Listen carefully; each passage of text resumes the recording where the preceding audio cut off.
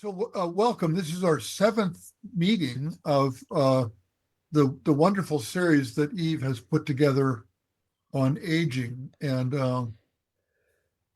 it's participatory in as much as that over these seven sessions we've all aged about 14 weeks.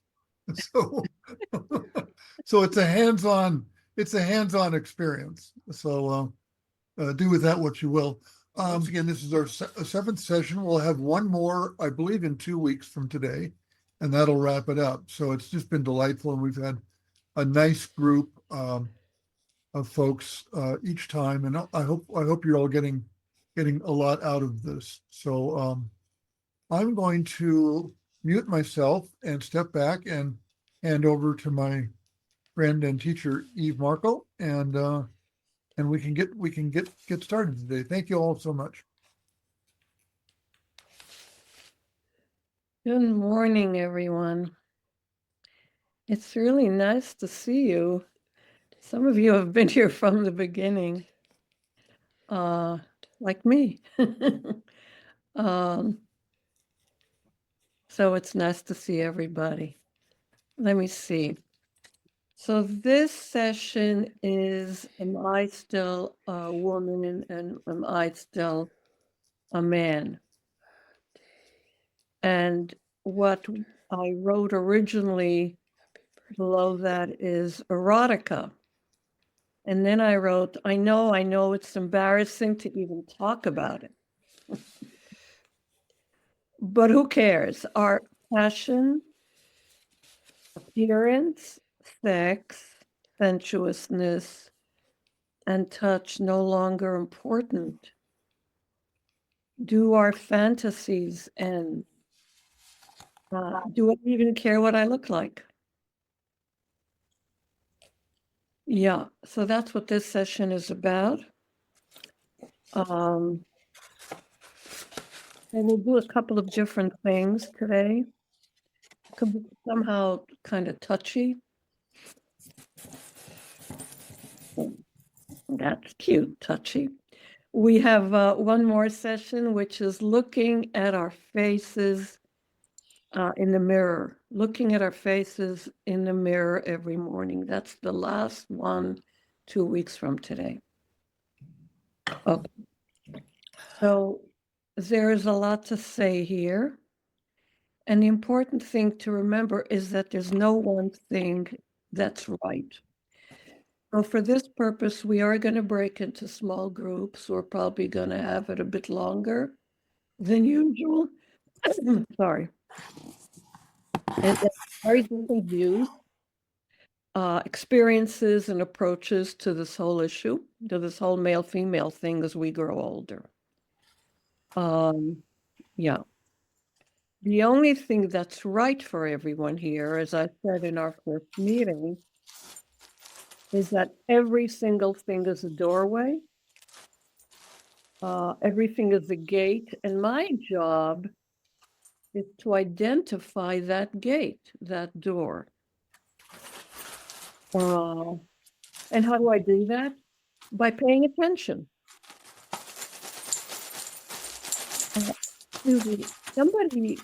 Somebody has their mic on and it's kind of making noise. So if you can just mute yourself for now, there'll be time to unmute later. So it's by paying attention, and I'm paying attention to like, so what's coming up? What don't I want to look at? Like my body in the bathroom. So for instance, in my bathroom, there's a long, a mirror that goes, from one side of the sink all the way down, almost to across from where the shower is. So when I'm going to take a shower, I take my clothes off. And what I've noticed is that I will very often just walk and never look into the mirror at my body as I kind of come across the bathroom into the shower. That's me. So it's really interesting to notice that. What don't I want to look at? Or I've been now widowed over 6 years. And I have other friends, women who have been widowed or divorced at a late age. And sometimes I ask them, would you like to meet somebody? Like, would you like to meet a guy or a woman, whatever? Would you like to meet somebody? And some of them can talk about it. And then there's a few where this go, ooh, no. Like there's a look of revulsion on their face. And I'll say, well, what's that about? Is it that they can't even think of sex nowadays? What does it bring up for them? Disgust? Is it that they can't think of their body having sex, being naked with someone? Is it that they don't want to see the other person who's naked? What is it that brings up that, ooh, no, you see? And there's nothing wrong with it if you don't want to do it. It's okay. The interesting thing for me is, when do I have a reaction? When does something trigger me and I get that look in my face? It's, no, it's like that, because that's where the attachment lies, you see. And that's the gate I try to identify. What don't I want to look at? What's missing? So there's something where I really don't want to look at something. And then there's something that I'm really holding on to. Oh, yeah, yeah, yeah, yeah. But the really tough things to identify is what's missing. Because if it's missing, it's missing. You know what I'm saying? It's like I can't even see it. That's always the toughest thing. What else is missing that I don't even acknowledge?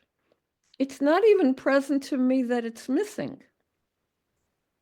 So, for instance, someone 2 weeks ago talked about, very movingly for me, I really miss touch. I really want to be held. I want to be held. Now, for some people, right away, some people resonate. Some people, they don't resonate. And then some people are like, oh, I never thought about that. Do I really miss it? I don't miss it. What's going on? Those are the actually tougher things to identify. What's missing? And that's where the importance of hearing other people comes in. There isn't a day where somebody doesn't say something to me that kind of puts on this green light in my mind. Say, oh, I never thought of that. Oh, I didn't know about that. Oh, I guess that's important. Why didn't I ever think of it before? And that signifies to me that I've missed something, that it's missing, and I didn't even realize it was missing, you see? That's so interesting how that works. So, acknowledging wants and needs, especially in this session, including unfulfilled wants and needs, brings up this vulnerability of just what it is to be human, you know? Um, Not having the control I'd once thought I had. Being human is like finding my way through this completely uncontrollable, unfathomable life,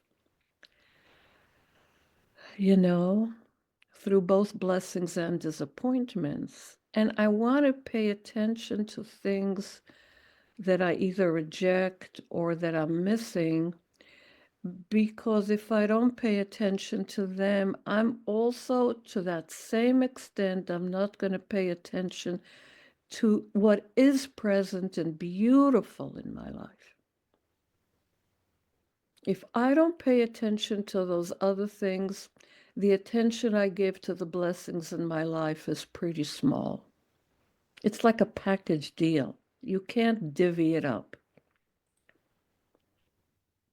Now, one of the reasons, actually the reason why I chose the James Hillman book as a text for this, is that every single topic he lists, and he lists a bunch of them, including erotica, which we'll talk about, including staying up at night, including the sag of the body, and various things that have already come up here and more, is that every single one of these aspects has huge potential for meaning and enriching our lives.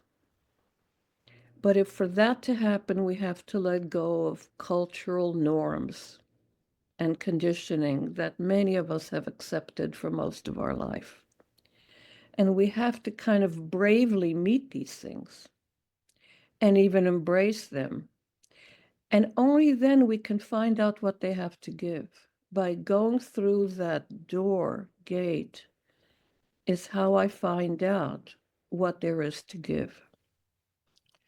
And that was the basic theme of this module, and I think I mentioned this in our first session. That was very important. Before we get it, I want to then now go into appearance. There's two basic themes I want to go into today.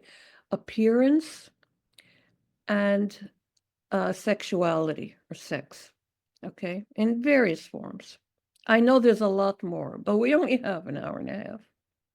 Oh, and there is a song, but I didn't, assuming we have time, we'll play it at the end. It'll be a fun way to end the session. Before we do that, I want to say we are going to break into small groups, and and somebody wrote in the feedback survey that they would like us to have small groups by gender because that person feels way more comfortable in a group that is by gender. I think mostly we have women here, but Jeff says he can do that.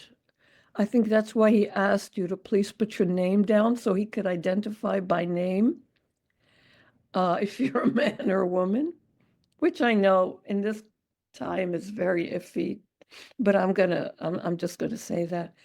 If you're a couple, I can see at least one. There may be another one in the other screen.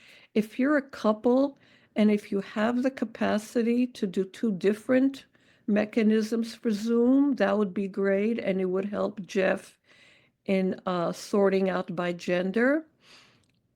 If you can't do that, that's fine. Nobody's excluded because of technology. So one group may have somebody who's not their gender. And please be open to that and appreciate it. Yeah. So before I go into appearance, is there any questions? Good. We can go into this thing called appearance. And I'm going to use this great koan that I've always loved. A monk asked Yunmen, how is it when the trees wither and the leaves fall? How is it when the trees wither and the leaves fall? Yunmen answered, body exposed in the golden wind. Body exposed in the golden wind. Did he mean, well, we are now living where I am in Massachusetts. It's a freezing day, and sure enough, no leaves, and the trees aren't quite withered, but they're very bare. I wouldn't recommend going out naked, exposed in outside because you'll freeze to death. So there's really different levels of looking at this koan. But for me, the primary word in that koan is when he says exposed, exposure. How do I relate to seeing my body, exposing it to myself, like me in the bathroom I described? What comes up when I look at my body as I pass that mirror? Do I even pay attention? Or even when I look at it, glimpse it, I say, oh, I got to lose 15 pounds. Boy, it ain't the way it used to be. Oh God, nobody's ever going to want to see this body. You know, what comes up? Because all these things that come up stand in the way of actually looking, seeing. So just even if you can't get there, at least start paying attention. What comes up in your mind right away to distract you from things we don't want to look at?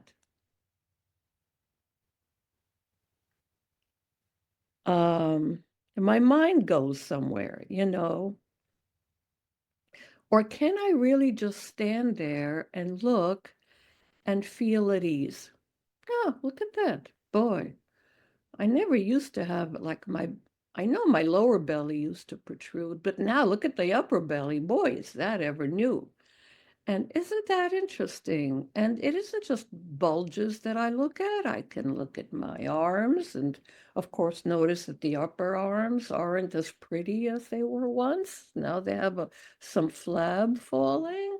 I can look at my hair that and kind of and not get into my mind about, well, do I dye? Do I color my hair? Don't I color my hair? Do I color? You know, just look, feel at ease, feel at ease. Expose everything. See it. Bear witness to what comes, bear witness to that. And if I can't, bear witness to what comes up. That prevents me from looking at my body. It's funny, as I wrote notes for this, I said, oh, look, look at this old woman. And I said, no. Right away, I could see my reaction. I am not an old woman. And it's funny because the very first session was titled, I Am Old. I had no problem saying, I am old. Where the problem came in is to say, I'm an old woman. Oh, is that ever different for me? Not funny? And I'm 75 years old. I know what they say. Oh, 75 is the new 65, is the new 55, all that stuff they'd say, which is just, I think, there's many things I could say about that. But no, 75 years is kind of old. That's 3/4 of a century. Why is it hard for me to say I am an old woman? What's implied in that I don't want to look at? Can I laugh about it? That's really something. So what's his name? Hillman had a great story about Demeter, the goddess of earth and fertility, who was in grief over her daughter who'd been raped. I think she was raped by Zeus. And that's it. She wouldn't do anything. She wouldn't work. There was no life, no plants. The trees didn't grow. Plants didn't grow. And the world was coming to an end because without those, we're all starving to death, right? And people tried different things. Nothing helped. They sacrifices, whatever. And finally, there was this old woman, Bauba. And Bauba come in front of her and trying to kind of, come on, look at me. Come on, you can do this. Come on, just stop grieving so much. Mother couldn't stop grieving. And then what Bauba did is she exposed her genitals. Look at this. Isn't that, yeah, come on. I know me. I don't know what she did. Maybe she put out her butt. Maybe she exposed her vagina. Maybe whatever. And Demeter started laughing. She started laughing. And the earth came back to life. And it reminded me of my husband. So Bernie used to wake me up. Bernie, as he got older, his hair got scant, it got very stringy, and he had this bald spot up here. And every time he woke up, he looked really like somebody you cross the street to avoid when you saw him. So he used to wake me up in one of two ways. Either he would say, Eve, wake up. You know what Tom Brady did last night? He did this, and because he would wake up in the middle of the night to watch the Patriots, and we were living through the golden age of the American football team, New England Patriots. That was one way he would wake me up. The second way he would wake me up is he would say, Eve, look at my hair. What do you think of my hair? And it would be like, and this is how he would wake me up. And I would go, don't wake me up like that. But Bernie was completely into exposure. He wasn't ashamed. He wasn't embarrassed. And he even would do anything to get a laugh. It was wonderful to see him. Um, I don't know if, yeah. No, let's do this. I'll tell you this little story that's less connected, but again, what it is not to expose yourself. What an example. After his stroke, Bernie went to our annual Auschwitz retreat twice in a row. And at that point, by the time the second time, he could walk with a cane. He also had a big cancer on top, right here, for which he needed 2 surgeries and radiation. It was very ugly to look at, frankly. Now, speaking of door, that was really some door. And he would just expose it. Other people would have covered it up. He, as a rule, didn't bother covering it up. So we're at Auschwitz, and at the where we stay at the staff center there, at the whole big dialogue center, the whole retreat's there, and everybody's at the gathering. And there's a central circle which he started in, and it was like one of those things where once you talk, you leave so somebody else can join the circle. So he spoke whatever he said, and then he got up, and suddenly I and others realized his cane wasn't there, because he must have he must have gone to the central circle, and then somebody took the cane away.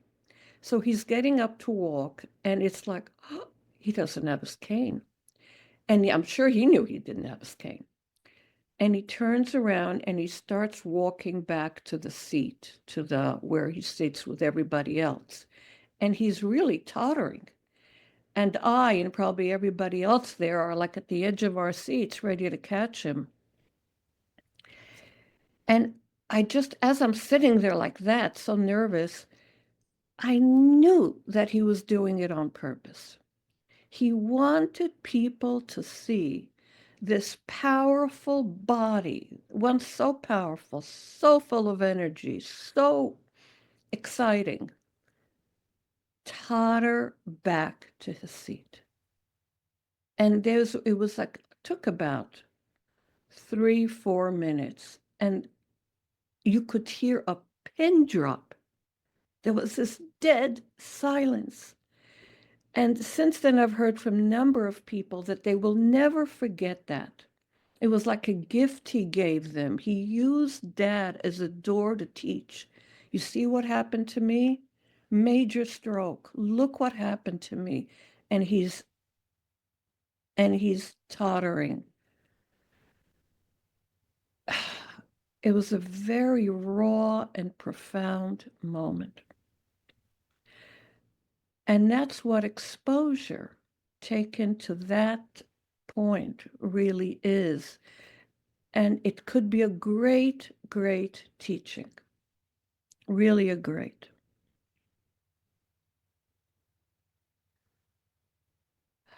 As a woman, I relate to women who say, I don't want to bother anymore with how I look.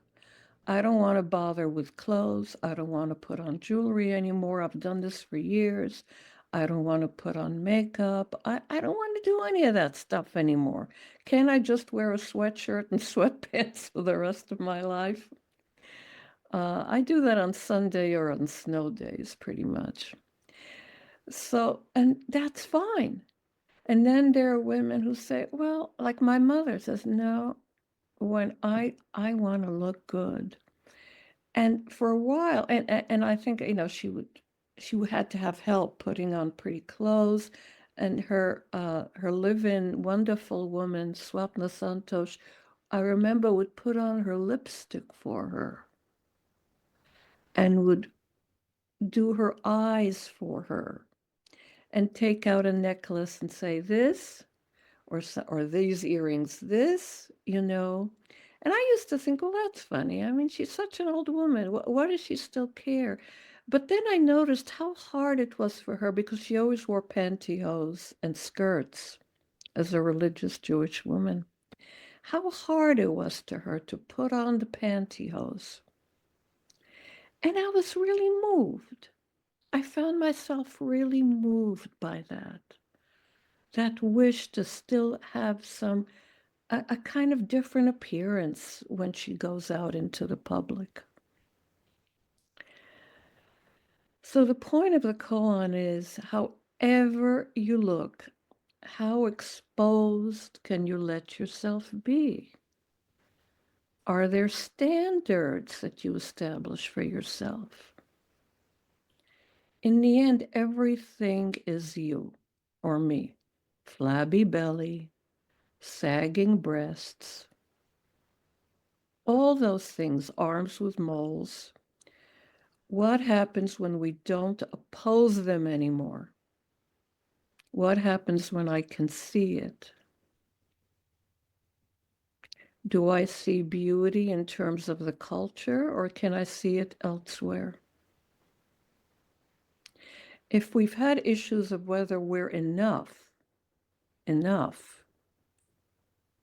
I enough in my life, however I define it, it's really going to come out here. Really going to come out. Okay. That's all I want to say about that.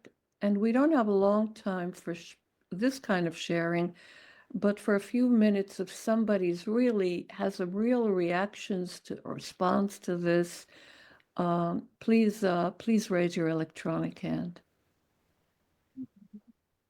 Is that Victoria? Do you have your hand up? Yes, I do. Thank you.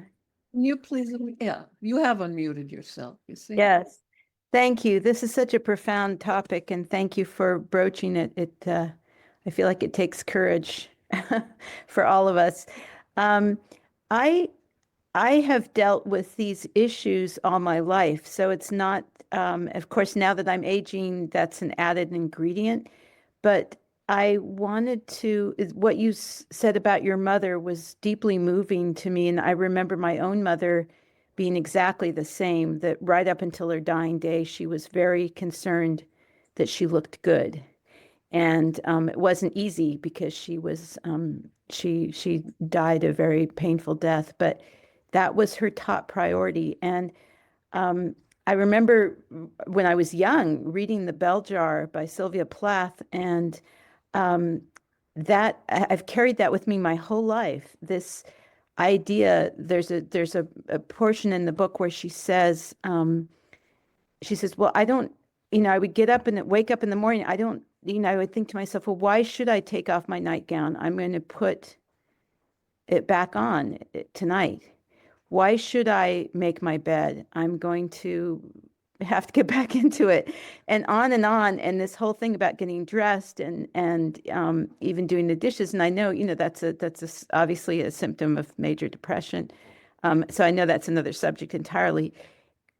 But I feel like it relates to, I just thought of it now as you were speaking, because I thought, I just wanted to affirm what struck me about what you said, and about your mother. And I was thinking of my mother's. I said that the dignity, holding on to that dignity, that's not about, do I look beautiful or not? And your story of Bernie showed that it wasn't about looking beautiful. Obviously, if he had this messy hair and the cancer and all these things, it was about presence, about not being afraid to be who he was. And this sense, I don't know if I'm reading into it, but anyway, I just wanted to share that because I feel like that's part of this whole topic. And for us as we age, it of course takes on other dimensions as well. But anyway, I just wanted to share that. Thank you. Yeah, thank you. If you had called Bernie beautiful, he would have gotten very upset. He would have thought, oh my God. Um, and not only that, but he had a way of then if people kind of wanted to look at him in a certain way, like, oh, Bernie Glassman, he would find a way of deflating that very quickly. He didn't like that, oh, look at me. No. That was really, really not him at all. June, who was here and knew him pretty well, could attest to that. Yeah. Okay. Anybody else before we go on to sexuality?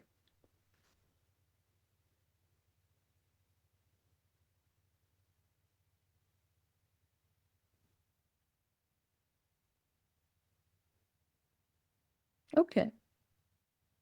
Once, twice, three times.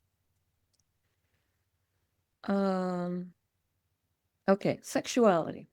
I'm remembering in about 100 lifetimes ago, dating this good-looking French guy in New York City. And he once laughed and he said to me, I like to sit at lunch in Central Park and eat my lunch on a bench in Central Park. And there's this old man who's sitting there also, and we know each other. And there are all these beautiful runners, women joggers in the park.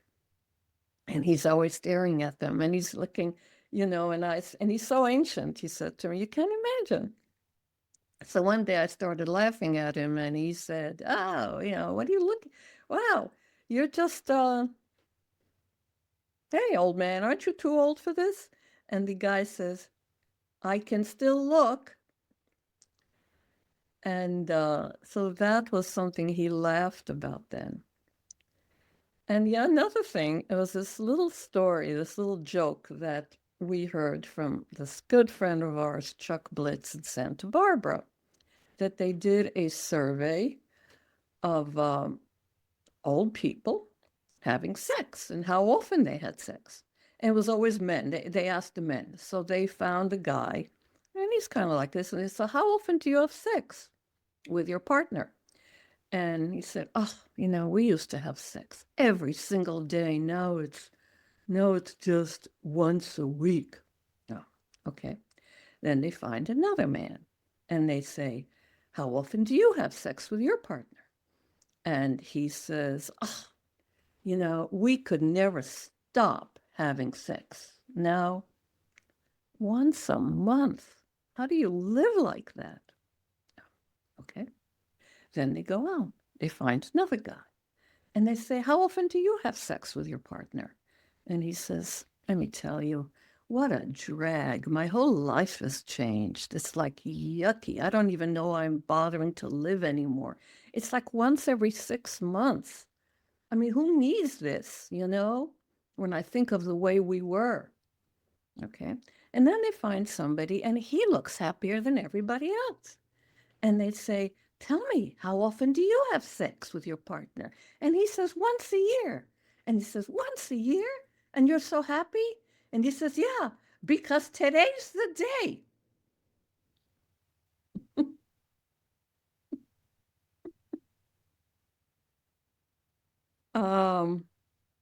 So of course, as you know, today is the day. Our hormones go down, and so the sex drive decreases. Though, of course, as we were reminded 2 weeks ago, the need for touch is as strong as ever, and maybe even stronger. Let me see. So for this, I really want to use what Hillman says, because he lays it right on the line. As female lubrication dries, and male erection withers, performance anxiety increases, thereby increasing performance failure, thereby increasing performance anxiety ad infinitum. The comic tragedy of old bodies trying to get it on. Yeah. So society thinks it's kind of funny that old men and women are still swayed by sex and sexuality long after biologically they really can't do what they used to do. But what continues for a very long time is the erotic imagination, which our culture gives no credit to at all. Really none. Let me go on what he says. Oh, so now he's quoting Yeats, the poet. What shall I do with this absurdity? Oh, heart, a troubled heart, this caricature, decrepit age that has been tied to me as to a dog's tail. Never had I a more excited, passionate, fantastical imagination, nor an ear and eye that more expected the impossible. And there's another verse that he wrote here. You think it horrible that lust and rage should dance attention upon my old age. They were not such a plague when I was young. What else have I to spur me into song? What else have I to spur me into song? That wanting and still not doing what I could do once. That's where the song comes from, the imagination, the work, the reaching out.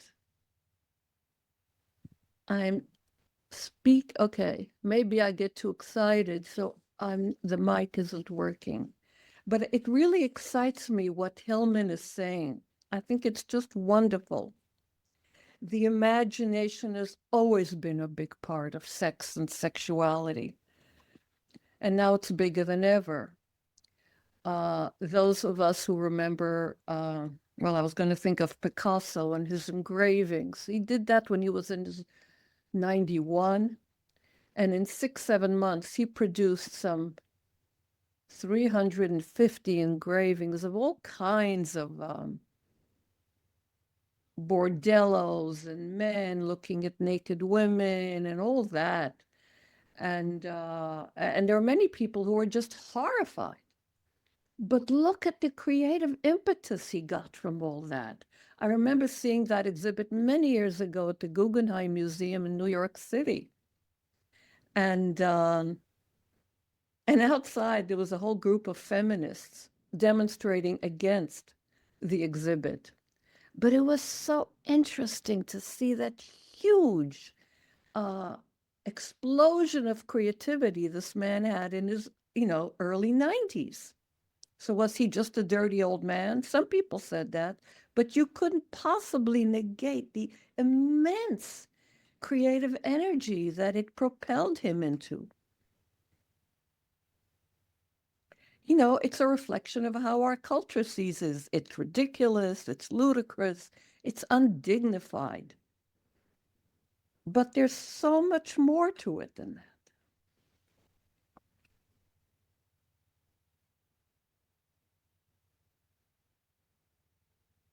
Many sorts of images, written, painted,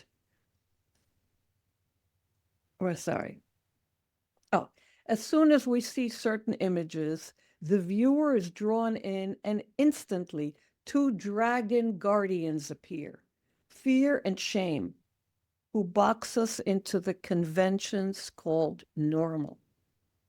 Fear and shame appear right away.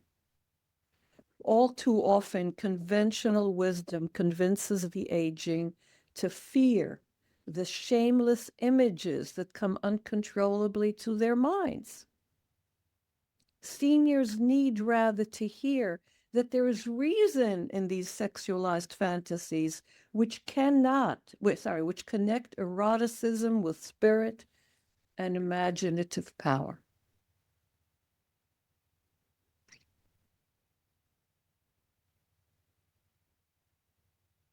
So, of course, I talk with some people, and when I bring up sex, it's like sometimes, especially if you've been in spiritual community with spiritual practitioners as long as I have, there's almost like oh yeah, it's nice, but we don't do that anymore. We're kind of we've graduated to more advanced things.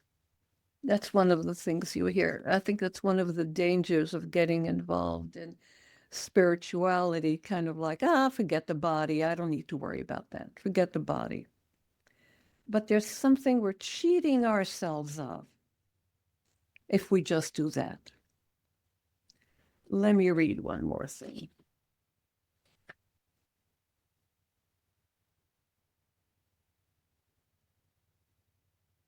We do not have to be monks to retreat to asceticism or live in the desert of dried up fantasy. Simply by renouncing the erotic, and or maybe erratic too, erratic imagination and believing it inappropriate to later years, We become like monks. How trapped we are, how inadequate are our times for making sense of our sensuality. Lust in late years has a hard time finding justification. It demands an imaginative perspective. Otherwise, we believe the only impotence is literal, physical, and we expect Medicare to provide Viagra. But the enfeebled and lustless imagination may be far more indicative of decline of powers. Far more powerful.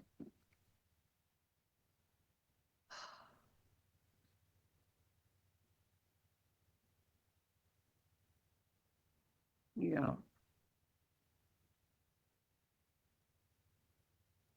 And we see that in our dreams. I dreamt last night that I was in Washington, D.C. with some people, with three kind of big time lawyers. I had no idea what I was doing there.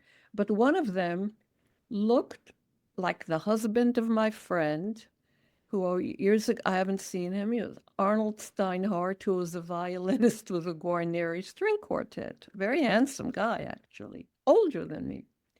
And he looked just like him, but he looked like a younger version of Arnold. And as I'm there, I'm very aware of how I'm turned on by this guy. I'm really attracted to this man. And I'm really aware that he is is significantly younger than me. But it was interesting to see how that came up in a dream. I hadn't thought of Arnold in a very long time. Okay, so this is what we're going to do. We're going to break up into small groups by gender. Jeff has done his homework, looked at all the names, and he's going to do it as much by gender as possible. Please be patient if somehow that didn't quite work out. It's hard to do because people kind of drop in and out. But I think this is a wonderful, let me tell you what, I mean, I think you know what the prompt is. Share what you can about sexuality and appearance. What interests you now? What turns you on? What turns you off? What concerns do you have, if any, about your body and face that you show yourself and you show the world? Do you feel you're sliding into some generic person? Or are you still a man, still a woman? What does that mean to you now? Now. And please, there's no right or wrong here. I like it, I don't like it. I never think about these things. I do think about these things. Please, please share. And one thing we're going to do that's different, we're going to have it longer. We're going to have it for close to about a half hour. Yeah, I don't know, 25 minutes? Because what I want to do is please one person in each group volunteer to take some sketchy notes. Because because we're by gender, I want us to hear what other groups have said. I think that's important here. Not, of course, not in detail, certainly not by name, of course, none of that, but just the basic things that people have brought up, so that we can all hear what concerns people, what concerns others, and how we're not alone in this. That's really important. So that's why I want to start earlier and end earlier so we can really listen to what's come up in the groups, okay? And again, without breaking any kind of confidentiality here. So please, one person volunteer to do that. And yeah, Jeff, let's do 25 minutes, okay? So you have till, it'll be 1:10 my time. Let's give him more. Jeff, let's do it till your time, Jeff, 1:12, 12 minutes after 1, my time, okay? So you have almost a half hour. So I'd like us now to share what came up in your groups. So let's say we start, whoever wants to volunteer can speak first and just make the points because there isn't that much time. And then the others, feel free to add, but don't repeat what's already been said. Just add what's come through the group. You see, because there's always wisdom coming through. So each of the different groups has their own wisdom. So what wisdom came through your group that hasn't been described yet? So please, whoever would like to start. And I can't see who's raising his hand because my screen is weird. Mark, did you raise your hand? Okay, you're just appearing there for some reason. Okay. I am raising my hand, my real hand, because I did not find the other one. Okay, so you know what? You'll be second, but Marjorie already Okay. do it. So Marjorie, would you like to unmute and speak?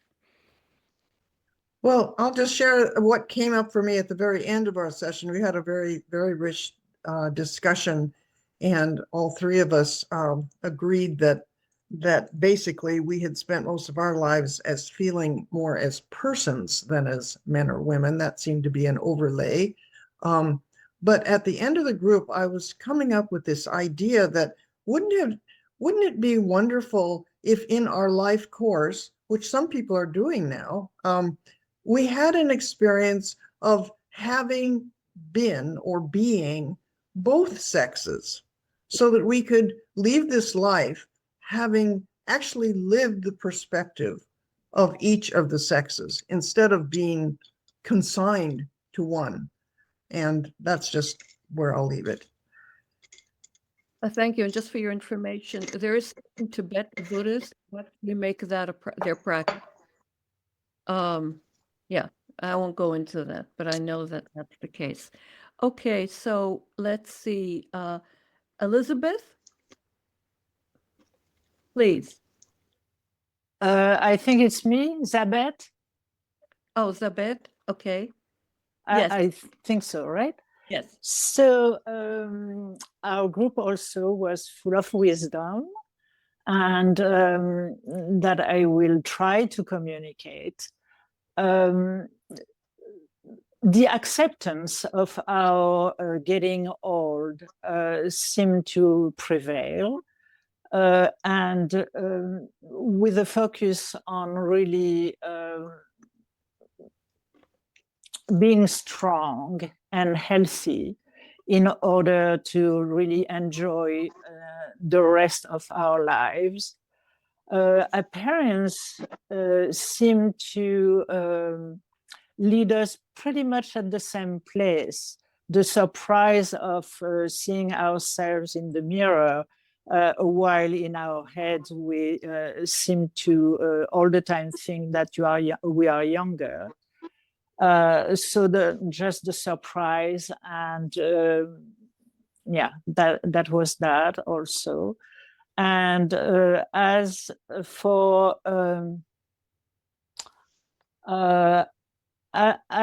sex, I mean, we were a little bit different on that subject, but something which seemed to come is a little bit the libido, which left us a little bit during our aging process, and accommodating with that, with partners. Yeah, that's that. I don't know if somebody from my group feels that I left something important out, please get in. But this is what I remember. Okay. Thank you.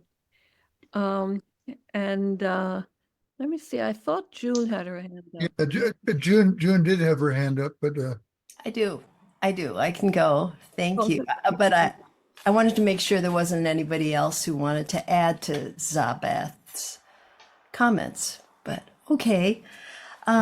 In general, our group, looking good was really a big part of our lives, and and that it's really hard, actually, or uncomfortable to talk about sexuality. And we really appreciated the smaller group of women, there are 4 of us, where we felt free to talk about this, which we usually don't at all. Sexuality and death. So talked about as we're aging, right? The changes, the dryness, and making it uncomfortable. So, so it's easy to just go do something else. So that's it for me, for us, for our group. Thank you. And Marita, and let's go, if what you've covered has already been covered, just kind of say what else came through your group that we may not have heard yet. Okay, the wisdom that came through for us was that it's important to keep the realm of possibilities open for the future, and to not limit yourself to this is not going to happen. Keeping that first tenet of not knowing, and that was for people who did not have a partner now, and for the one who has had a long-time partner, what was important was intentionality, and in keeping that part of a relationship alive. I'll leave it at that. Thank you very much for that. Thank you, Marita. A report from the men. David, please. I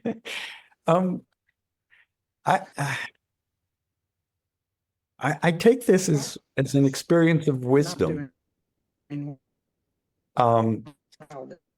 That what came out of the group, I don't know how the other men in the group feel about what I'm about to say, but for me, there was a wisdom in, after we finished, I felt like we had been holding hands in the wisdom of sharing, in the wisdom of vulnerability, in the wisdom of acknowledging lacking or things maybe not as we would wish them to be, and dealing with that or not dealing with that.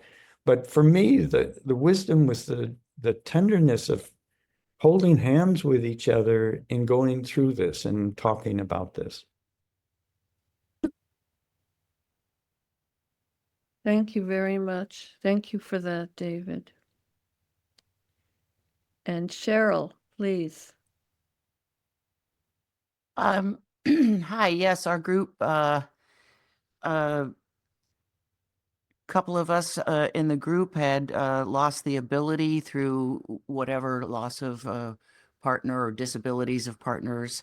And so what we talked about, doing what to do about that. And we ended our session by talking about appearance and how we really truly feel about appearance.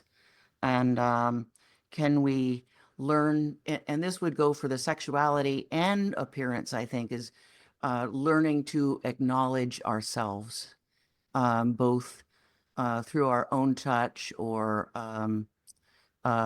with appearance, like what do we really think about ourselves?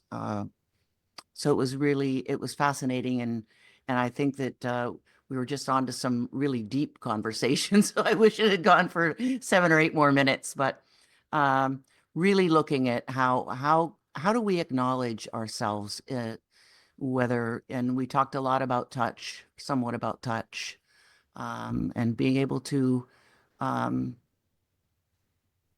without a partner, can we still feel sexual? Can we still feel attractive? Thank you. Yeah, as somebody who was a member of that group, what Cheryl shared, one thing was really important is that when we're younger, the culture reinforces us. You're cute, somebody whistles at you. It's all those messages we get of acknowledgement. When we're not, people won't give it to you, or as a rule, they don't give it to you. So it's really good for us to do it to ourselves. Hi, Suzanne, please. The things I haven't heard yet, the oldest person in our group was by far the most sexually active and was encouraging the younger ones to get going again and to think, you never know, things could rev up again. But those who weren't very active didn't really have a problem with that. And we talked about masturbation, we talked about dream life, um, being very satisfying aspects of a sexual experience and sexual life. And we talked about the difference between sensuality and sexuality, and how somebody mentioned that the longing was not so much for touch, it was very specifically kind of skin to skin contact that was the longing. And also we noticed that some big swings happened in our sexual lives with when there were big changes, when a spouse died or when there was a divorce, there tended to be a big change in how we experienced our sexual life. Not always in the way that you'd expect. Interesting. Wow. Yeah, as you can see, all these things can go on for a long time. There's so much more to say, but I hope that this just prompted some reflection and also real appreciation for ourselves and for what's still possible, as Suzanne said, and others. Really, what's still possible, and how and how Hillman talks about how it informs all our other aspects of life, even if we think it's dead. And that's why it shouldn't be dead, because it's going to inform every other thing.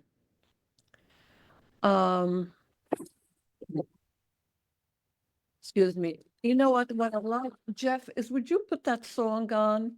So this is kind of this has got actually very little to do with this theme, but in some way it connects. It's really cute. And Jeff, you'll put on the lyrics, right? It sounds funny, I know, but it really is so. I'm my own grandpa.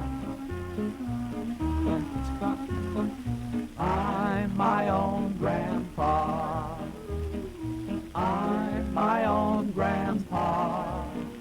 It sounds funny, I know, but it really is so. Oh, I'm my own grandpa. Now many, many years ago when I was 23, I was married to a widow who was pretty as could be. This widow had a grown-up daughter who had hair of red. My father fell in love with her and soon they two were wed. This made my dad my son-in-law and changed my very life. For my daughter was my mother 'cause she was my father's wife.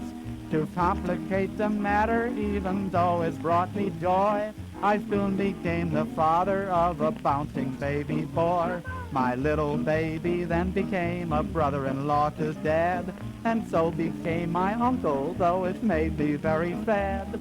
For if he was my uncle, then that also made him brother of the widow's grown-up daughter, who of course was my stepmother. I'm my own grandpa. I'm my own grandpa. It sounds funny, I know, but it really is so. Oh, I'm my own grandpa. Tell us more about how you became your own grandpa. Well, father's wife then had a son who kept him on the run, and he became my grandchild, for he was my daughter's son. My wife is now my mother's mother, and it makes me blue, because although she is my wife, she's my grandmother too. Now if my wife is my grandmother, then I'm her grandchild, and every time I think of this, it nearly drives me wild, for now I have become the strangest case you ever saw. As husband of my grandmother, I am my own grandpa. I'm my own grandpa. I'm my own grandpa. It sounds funny, I know, but it really is so. Oh, I'm my own grandpa.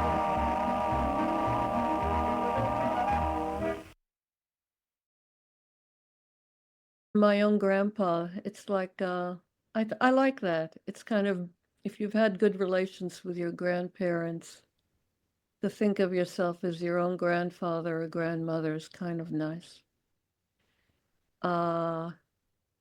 So I want to remind you, we have our last session in 2 weeks looking at our face. And it says, get up in the morning and look in the mirror. Come on, you can do this. Who or what's staring back? Do you recognize that face? Is it yours or someone else's? Turn on the light and see, see, see. Thank you. Thank you to Jeff. Thank you to Zen Peacemakers for sponsoring this. And again, hi Jennifer, good to see you. And if you can make a donation to Zen Peacemakers to support these kinds of presentations, please do. And see you in 2 weeks for our last session.